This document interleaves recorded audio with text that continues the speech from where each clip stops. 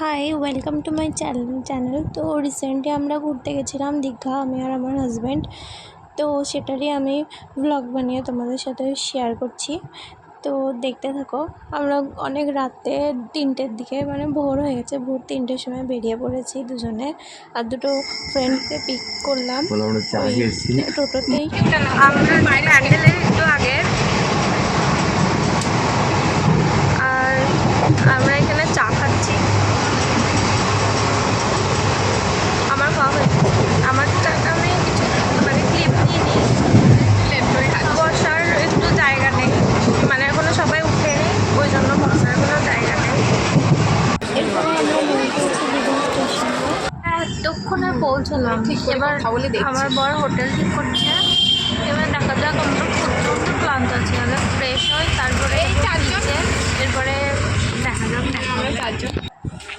আমরা রুম থেকে বেরিয়ে রেডি শেডি হয়ে এখন ঘুরতে বেরিয়েছি বিকালবেলায়।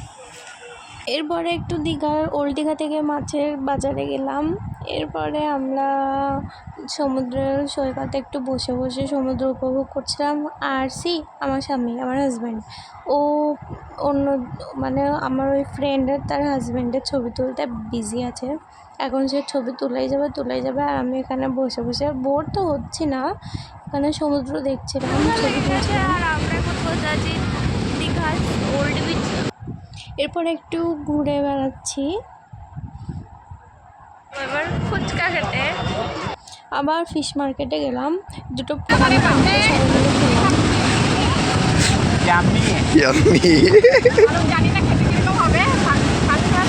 ভাড়া কম, আপনার টোটো যা ভাড়া, আমাদের গাড়িতে একই ভাড়া।